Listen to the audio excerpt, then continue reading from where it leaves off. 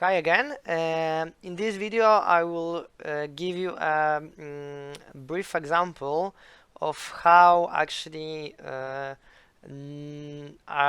keyword arguments and positional arguments with an arbitrary number of these arguments, the way of defining function with arbitrary number of arguments for this function can be used in practice.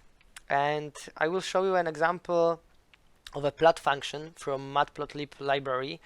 This is a very commonly known library, commonly used library, so you will definitely encounter it shortly, either in one of our courses or somewhere else in your programming adventure.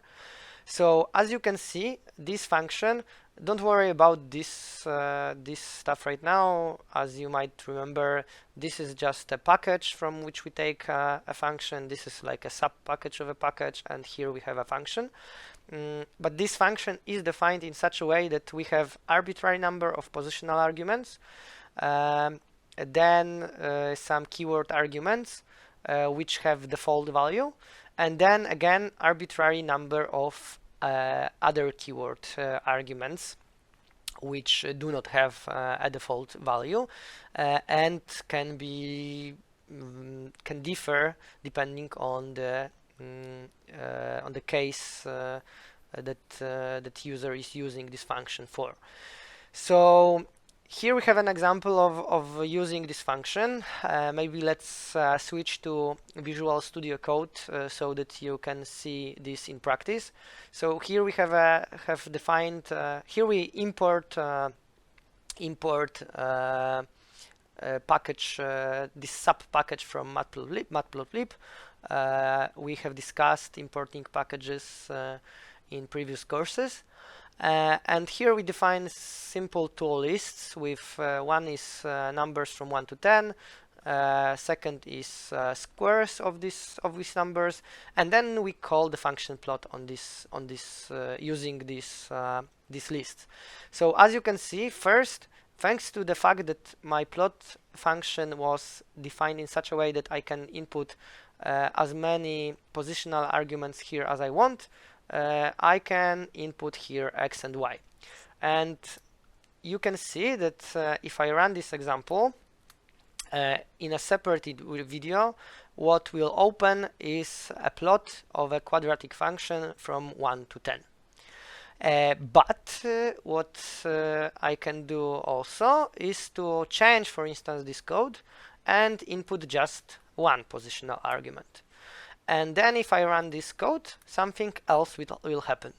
The plot function still works, but it assumes that it should draw a linear function, linear line. So basically, it uses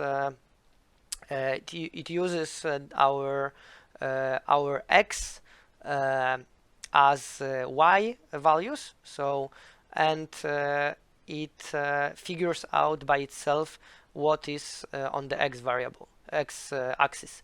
So basically, Python assumes that values, since we provided only x, Python assumes that this will go on the vertical line. So and on the horizontal line, it will just use indexes 0, 1, 2, 3, and so on.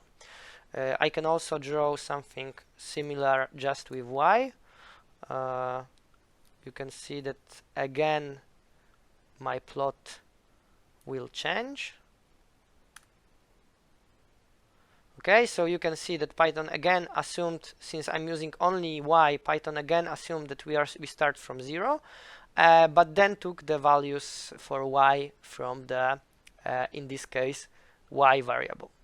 So you can see that by changing the number of positional arguments, I can get different results. And of course, the same goes for the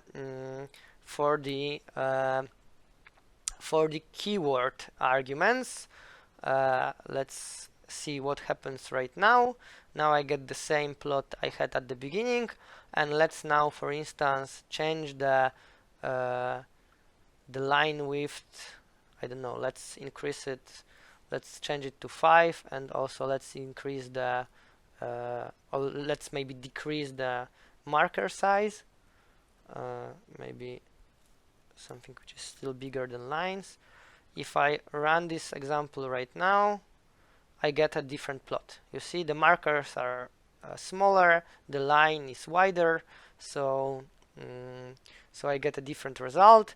If I delete some of the keyword arguments, then I will get most likely another behavior. So as you can see, I can provide these keyword arguments, but I don't have to. I can provide as many as I want. You can check in the documentation. There are many other keyword arguments which haven't been used here, which you can provide for plot function. You can provide a different number of positional arguments. Of course, there are some limitations, but they come from the design of the function, not there is no limit from the perspective of Python function definition.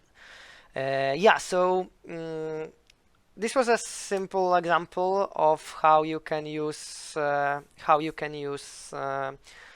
positional and keyword arguments, arbitrary number of them.